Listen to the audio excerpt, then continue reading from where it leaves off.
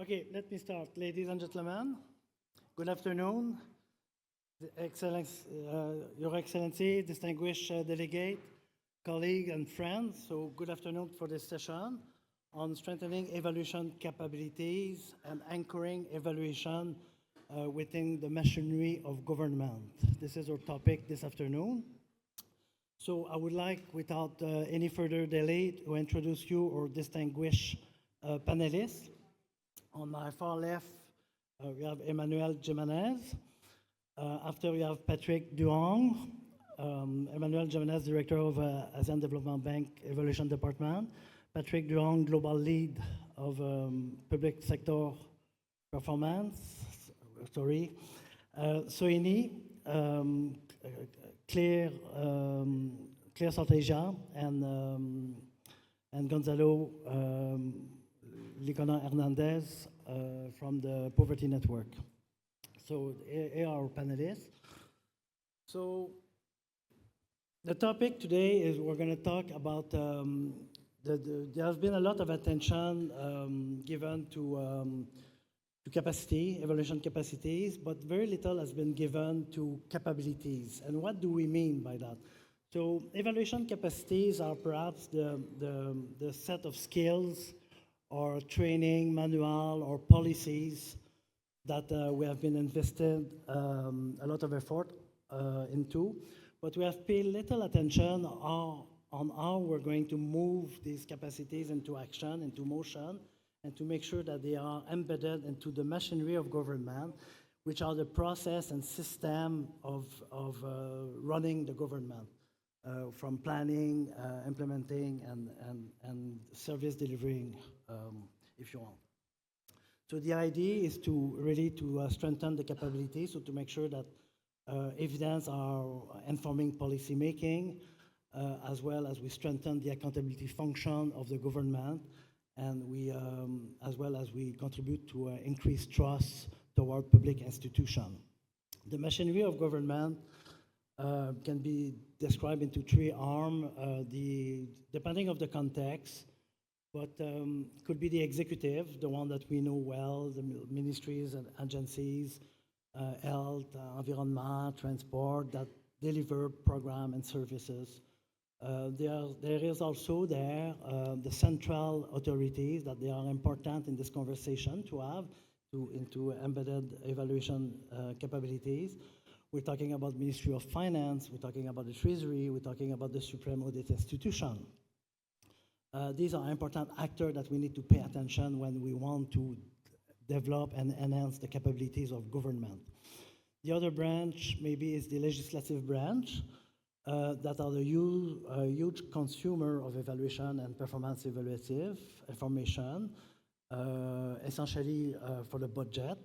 When we formulate a budget, we establish a budget, there's performance indicator, there's sectoral review, there's a budget committee from the parliament, there are sectoral committee, different various committee and oversight committee that review the budget and the policy of the executive branch. And they are using a lot of evaluation, including audit. It's another tool of the accountability function. And then the last branch, maybe, is the judiciary branch. They are also consumer of evaluation, and we need to pay attention to this branch as well. They ensure that our evaluation are done in conformity of law, environment, or to evaluate the justice system and to make sure that the justice system is well informed, or when the court render a judgment in one technical area, one sector, they're going to consume evaluation as they see fit. So that's a bit of the big overview of the machinery of government. So we'll start with two questions, but one question for Soini and Gonzalo. And the question are, how does the capabilities and capacities differ from one and each other? And why it's so important? You have 5 minutes each, please. So Soini first.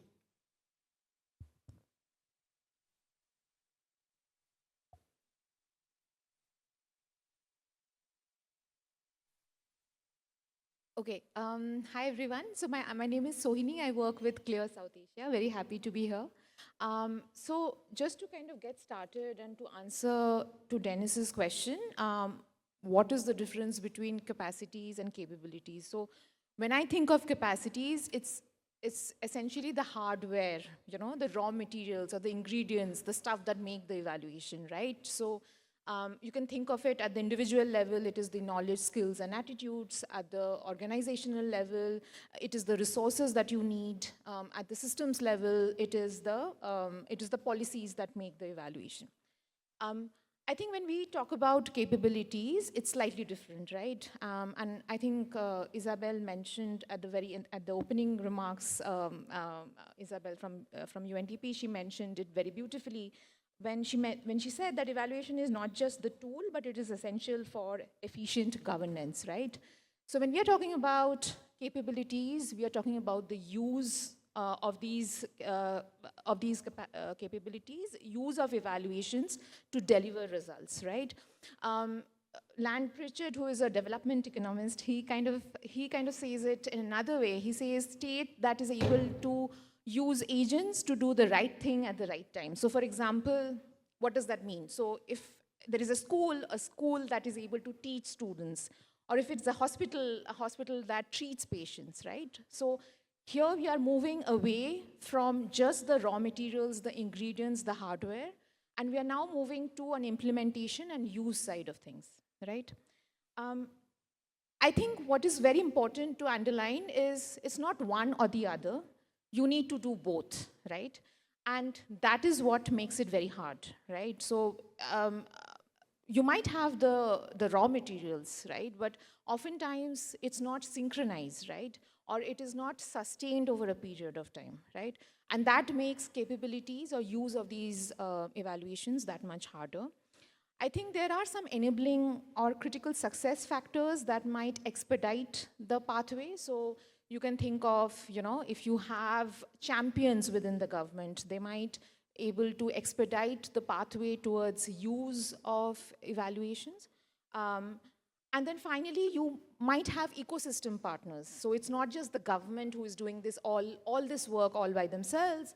There are ecosystem partners like NGOs, civil society, donors who are really facilitating the pathway. I think Pritchett and his colleagues in their study, they actually analyzed state capabilities around the world, particularly in developing countries. And what they found was very, very interesting. And if you haven't read his book, I would strongly encourage you to read. I think what he talks about in his study is a lot of preconceived notion that we have when it comes to capabilities, state capabilities, like democracy or economic development. They don't guarantee state capabilities. Or the flip side of it, states that have weak state capabilities. It's not just fragile states or countries under civil war that have weak state capabilities.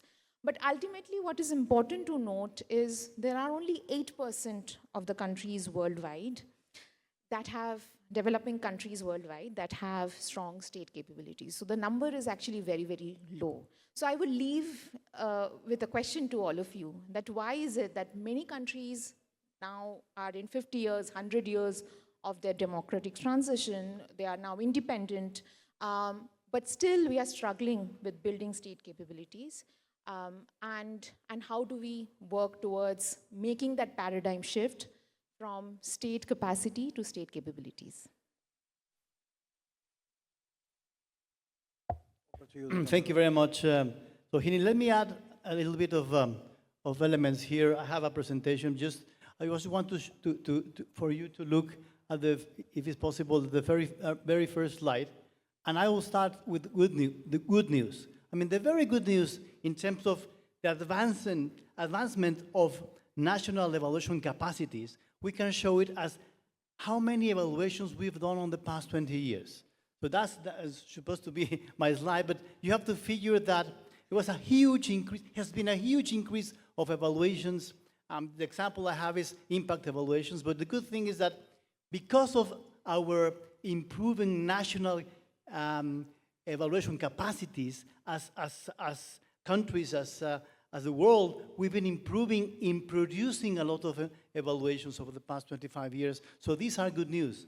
And that implies that both globally and nationally, national academics, national policymakers, we've been improving our evaluation capacities to produce evaluations. That's the good news.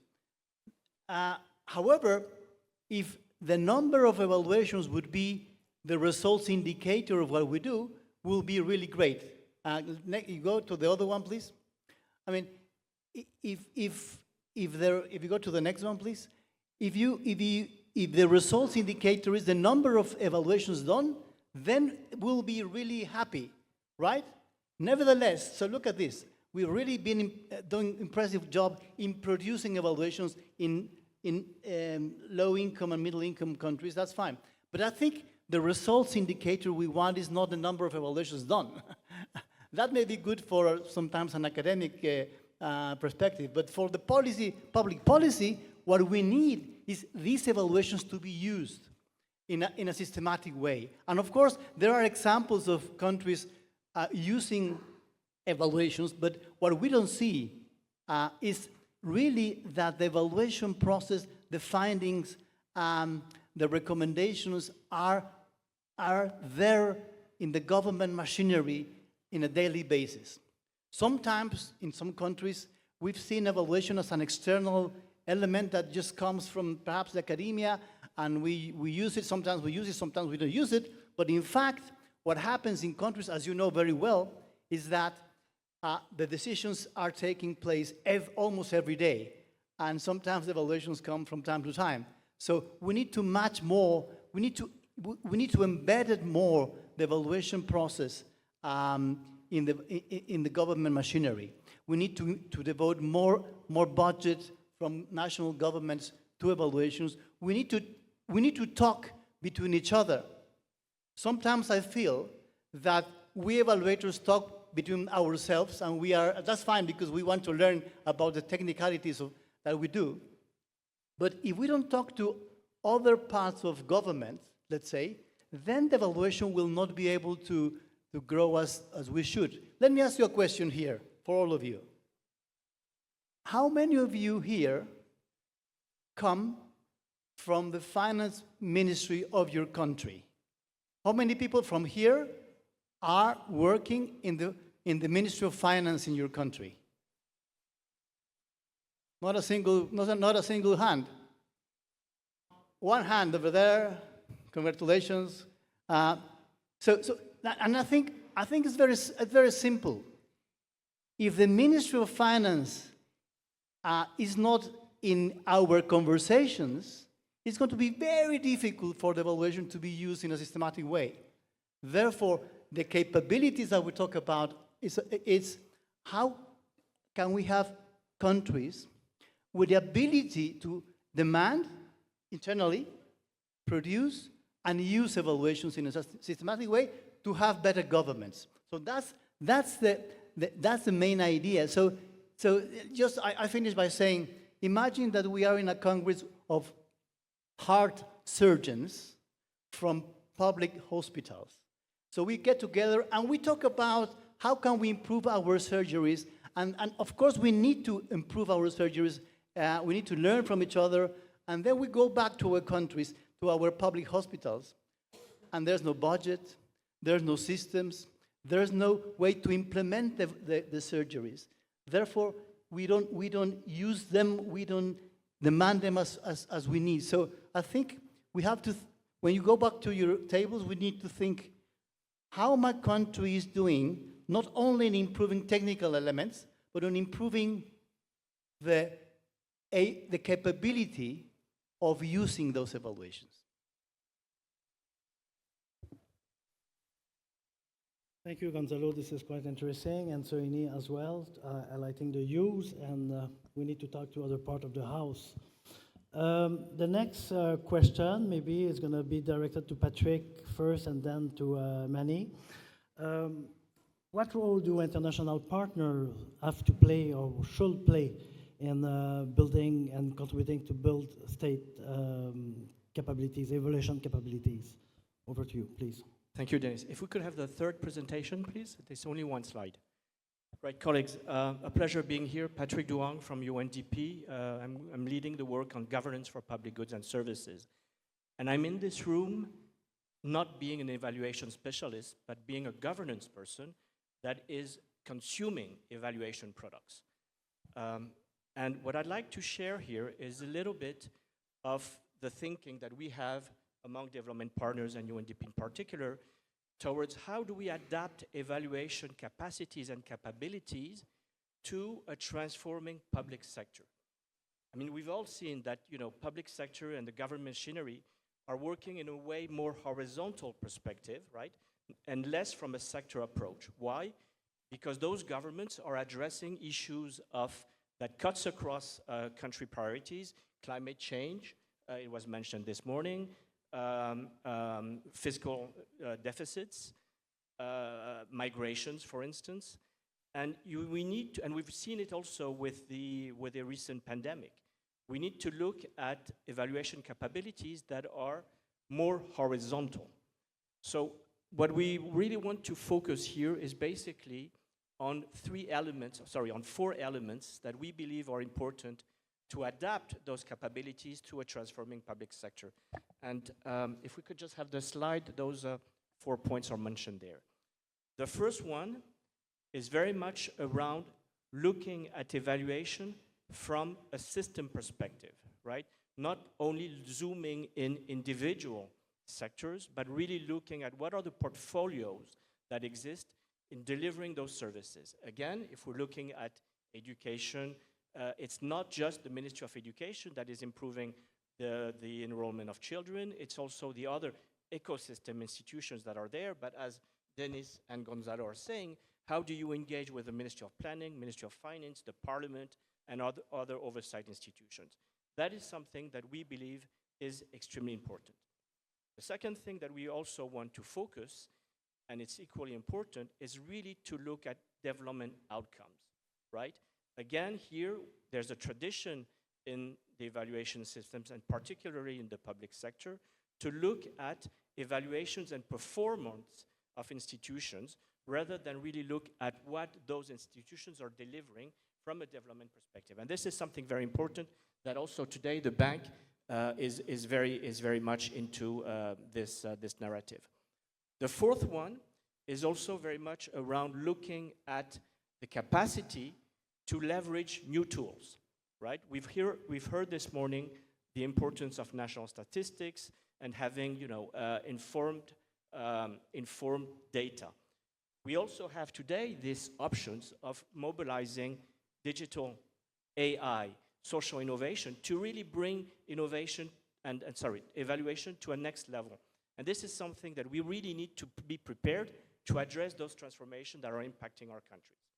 And again, my last point here is to look at evaluation from a transformative approach of public sector. What I mean by this is, again, how do we improve the capacities of line ministries and the whole civil service commissions, for instance, to look at the wider ecosystem, right? And not address one problem at a time, and therefore, have this approach that is much more comprehensive and much more cross-cutting. I'd like to end very quickly by emphasizing on 2 points and two momentums that we see, particularly after the SDG summit in 2023. As you might have heard, member states have adopted at the SDG summit a high-impact initiative on public sector transformation, which basically calls for governments around the globe to work on public sector and improving the way they deliver. And we've heard again the example this morning of China embarking in this journey, which is of course extremely important. We would like to be able to have this call for increasing and embedding national evaluation system in public sector transformation. That is one. In terms of what can we really do as a development partners, we see two momentum. One is really to use this as a leverage, the high impact initiative, but also to, this is my, this was my point. Sorry, thank you. Manny, over to you, please. Thanks. Thank you very much. If you could just leave this slide on. Uh, uh, Thank you. I'm Manny Jimenez. I'm Director General of the Independent Evaluation Department at the Asian Development Bank. So I come at this from a slightly different perspective, from a international financial institution perspective. Because I also worked for the World Bank for many years that I care to reveal at this forum. So I just want to emphasize the points that my colleagues here in this panel raised. So Hini, you raised the point about the importance of use in capability, and Patrick, you stressed the fact that you need an all-of-government approach, but Gonzalo, you really focused in on Ministry of Finance. And to answer your point, Denis, what is it that MDBs in particular can bring to the table here? It's that engagement with the rest of government, and especially the Ministries of Finance and Planning and Budget, in two very important ways. One is through our own evaluation of projects that these banks finance. Because for our accountability in the development banks, we have to evaluate the effectiveness of all of these projects, which are government projects. They're not the World Bank's projects or the ADB's projects, they're government projects. And when these evaluations are done, Ministries of Finance and Budget listen, because it's their money that they're borrowing from these banks. They want a good return on their investment. And we've also found that in the course of doing that, it increases the demand to evaluate not just the donor finance projects, but their own projects. And I think that's a very important entry point. The other is that all of these individual projects aggregate up to a country strategy, which is a multi-year plan on what are the projects that are coming on board the next 5 to 8 years in any country that the development bank could support. And it's there in that conversation, again, that development partners can be a very important interlocutor, because the message that you all have been raising, that it takes an all-of-government approach, is going to be critical, and trying to get buy-in from everybody else, informing those country strategies about what the MDBs are going to finance over the next few years. And again, here, our main interlocutors are finance, budget, and planning. The last thing I wanted to add is that the MDBs have, I think, a very important opportunity to ensure use of evaluation, because they offer an international platform for making data and evidence available and transparent to everybody. And this is going to be critical, because if data and these studies are available to everybody, then that means that people outside of government can put pressure on government to actually enable them, to get them to use that evidence. Now, easier said than done. Our evaluations are sometimes very thick, hard to understand. From our point of view, one very important role is to make sure that our evidence is not only digestible, but appetizing. The second is, I think you mentioned the use of technology, Patrick. Here, it's very important to try to use technology, because all of us are sitting in the producer side with mounds of underutilized evidence. There's just, the ADB has financed 6,000 projects since and all of them evaluated. And yet they're very hard to know what we're getting out of them. We're now using AI, for example, to harvest that, so you can ask the ADB, and now the World Bank's also doing it, what are the lessons that can be helpful for the future? And making that easier, I think, will also increase demand for evidence.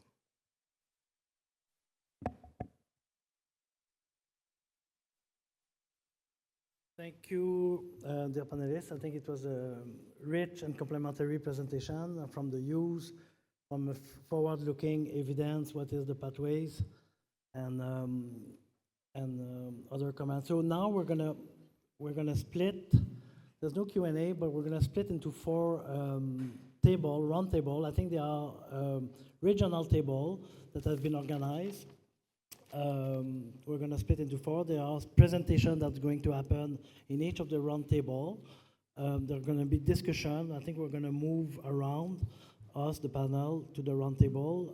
There's one South Asia, one Asia, the other is Latin America, and the last one is Africa. If people can start moving around, there are presentations that are going to be made.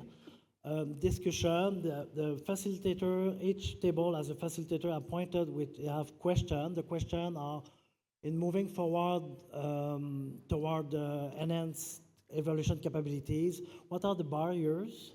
What are the enablers? And what are the emerging priorities government have or opportunities that may happen depending of your context? So we want to be context specific so we can better support us development partner, government partner in enhancing national evaluation capabilities and moving forward. So I think we're ready to split, if you're okay. And then after that, the group will present in plenary their discussion, the result of their discussion. Thank you.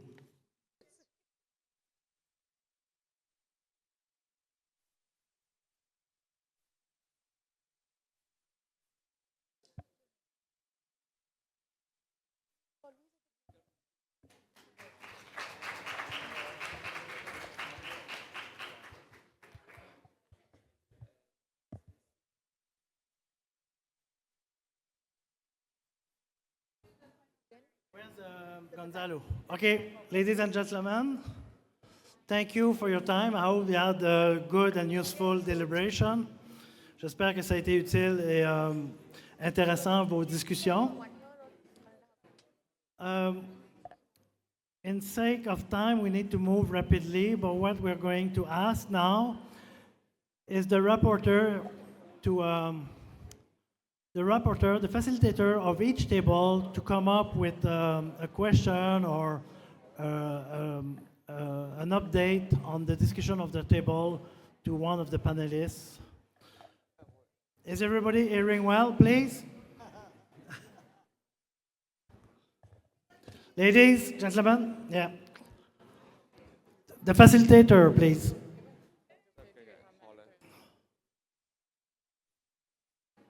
Okay, the Latin America table, correct? So the best one.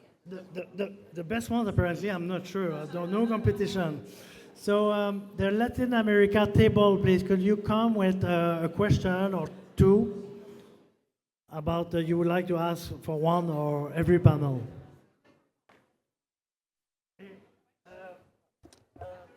Denis. Thank you. Thanks for everyone taking your seats. We're going to do a final wrap up and reporting back, so each of us can hear what each of the sessions was saying. We will start with Latin America. Yeah, hi everyone. So here we had a discussion, presentation on Brazil, and also a presentation on Trinidad and Tobago.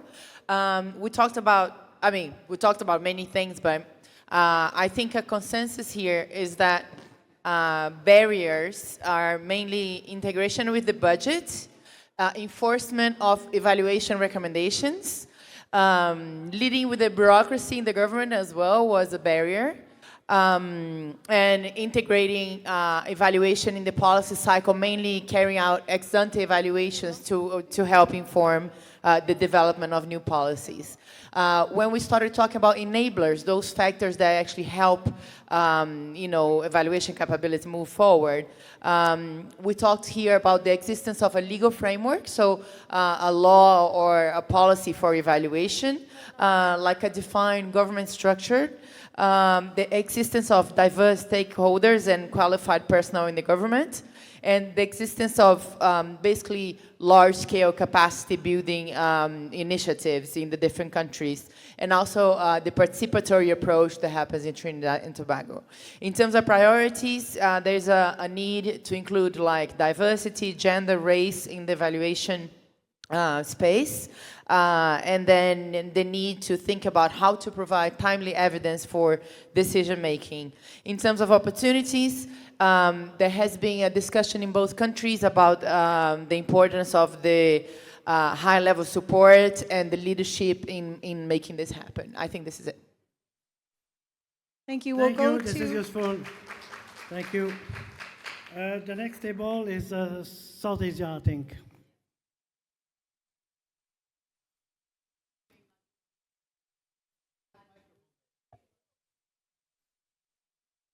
Thank you. So we had the presentation given by Mr. Kazim on Pakistan, and then we had an open discussion amongst the rest of the participants from Central Asia, India, and Saudi Arabia, Syria, who was also here. And once again, as the other group mentioned, the barriers are more or less the same. So a lot of times, the political buy-in becomes a problem. Sometimes, or in fact, most of the times, the financial aspect of it. Because even if there's a political buy-in, you don't have the budgets built into the system from the get-go. So even if later on they would want to do something, they don't have the resources, both in terms of human capacity and the financial resources. Apart from that, not having an M&E policy, though I don't see that as a problem, because sometimes even having an M&E policy does not ensure that you will be applying it. But then again, many of the countries don't have it yet. When we went into enablers, there were some very interesting anecdotes which were shared. So for example, in India, they're utilizing universities. So they're training students on data collection and other evaluation techniques, and they're utilizing them. And rather than spending long, because the government is always in a firefighting mode, and this is something which everybody agreed upon, and they want results very quickly. So by the time you go with the evaluative results, the time has already passed. So what they've started doing is they're using those students and they're utilizing that data, and on the basis of that preliminary reports and findings, they prepare their draft and send it to the ministry. So they've shortened the period by doing that. Another example was shared with us in which the parliamentarians are being used in Kyrgyzstan, and they've developed a committee within the parliamentarians, and they're training them on evaluation, and then they are evaluating the priority-based legislations and programs in there. So these were, a few interesting pointers. Then, of course, MESA becomes an opportunity. So in certain countries, we've gone and, they're already, or they're looking forward to conducting MESA so that they can develop the capacity building plans. So those are, the opportunity areas. In Syria, for example, they're looking forward to building their systems. The political buy-in is there, but they're looking for international support, both in terms of, finances and to train and build capacities across all these countries. So thank you very much. Thank you. Thank you. So, is there any from this table? Or we move to the next one, China, please.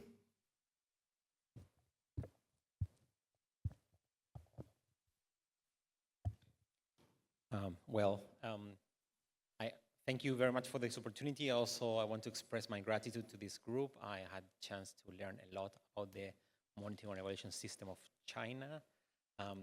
So one of the first things I think I want to share with the plenary is that China has a strong government and a strong planning culture.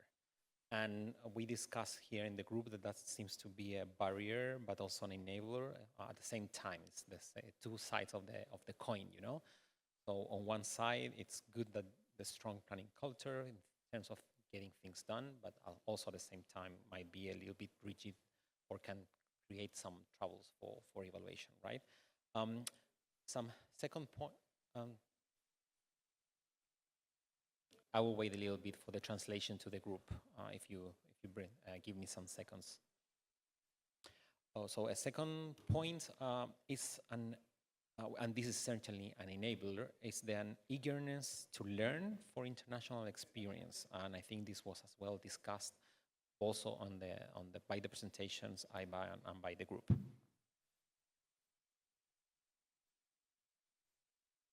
And a third point is that, and this is a barrier, is that the system seems to be fragmented or not standardized, and makes that things moving forward among different sectors or areas hard. And that's it. Thank you. Thank you. And last table, please, Africa. French and English, yeah. Okay, thanks. So we had two presentations here from Senegal and Tanzania, and a couple of points arose. And in Senegal, there is institutionalization of evaluation to understand the impact of different policies and broadly interventions to make decisions and policy making. Then also that there were constitutional reforms that gave a mandate to the National Assembly to be able to evaluate public policy. At a regional level, which is ECOWAS, is trying to use and encourage the evaluation function in support of the Sustainable Development Goals, as well as Agenda AU 2063, and increase rapid development. And within Senegal, there are different stakeholders in the M&E ecosystem, having different roles and responsibilities, and also different interests and influence. But there is a big challenge around coordination of the roles that they are playing within the M&E ecosystem. However, there is growth of use of evaluation within the public sector as well as the private sector, particularly in social services. And the institutionalization of evaluation function is seen in the Prime Minister's office as well as in the ministries and departments in Senegal. The three arms of government, the executive, judicial, and legislative institutions also have evaluation function. And the M&E Association of Senegal is also playing a critical role in capacity building of government and non-government staff. Then from Tanzania, the evaluation function is evolving due to the changing socio-political economy of the country. The Prime Minister's office has developed national evaluation guidelines and also is setting up institutional M&E units. And the guidelines are already there, but they are not sufficient to institutionalize and systematize evaluation function. There's a need to finalize the M&E policy in Tanzania. And the government is also embarking on making sure that there is integration of technology in M&E to ensure systematic data collection and reporting. And every unit at ministries, departments, and agencies have been, they've developed M&E units at ministries, departments, and agencies, as well as at local government level to systematize the evaluation function as well as the monitoring function. And what is also crucial in Tanzania is the issue around having champions that are young in advocating for the use, undertaking, and planning of evaluation for sustainability purposes. And currently, the country is conducting an evaluation capacity readiness assessment to see how ready institutions are for the evaluation function. And there were a couple of challenges that were also raised by the speaker. For instance, inadequacy of M&E culture, lack of funding, inadequate skills to conduct evaluations, and insufficient incentives for M&E. So in a nutshell, that is what has been presented by both presenters, Tanzania and Senegal. Thank you. Thank you. Is there one in French? Or this was both? So thank you. I think for sake of time, we're going to reflect on that. There's something for you guys, but just a 2-minute maybe a concluding remark. I mean, we heard a lot of barrier, I mean, budget, evaluation culture, and how to strengthen perhaps the capabilities of government, and we have had good example. Maybe if I can share some insight that make me think is there are some necessary conditions for this to happen and to go to the next step. would like to talk maybe about trust, about quality, and about credibility. Trust in the evaluation process is very important as it connects the evidence with action. And trust can be understood here maybe in the evaluation process as both actual independence and also perceived independence. It will help to have trust. I think having trust in the evaluation process is a necessary condition to feed the policymaking and to feed the machinery of government. The other thing I think we forgot sometimes, but is very important, is quality. Quality of evaluative information. Of course, without quality, we're not going to use and we're not going to have the transformation in our program, service, and in what we want to achieve. So quality here, I think, is very important. It can be understood here, quality by the ability of the evaluator to assess, by the product of his competency, and the ability of the evaluator to report by the product of his independence. So we're connecting here with trust, and we're also connecting with the standard, whether the national standard or whether like professional standard, like in the UN, the UNEG, by the competency and the process and to report. So I think quality is also an important dimension. Last, credibility. The information, even if it's quality, even if it's accurate, it has to be credible. And credible is also the connection that comes with evidence and decision-making at all level of government, whether strategic or lower level, or budget allocation. So I think it's something that we need to reflect. Credibility is something that is important. So trust, quality, and credibility are intertwined together, and they are all necessary conditions, but insufficient for a capable national evaluation system. And on this word, I think I will like to thank the panelists, and I would like to invite them here. I think we have some gift for you. So if we can applaud the panelists, please, and thank them. Yeah?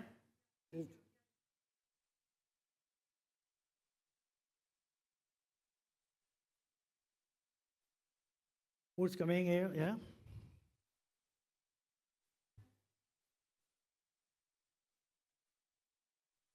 You have something for the panelists, right?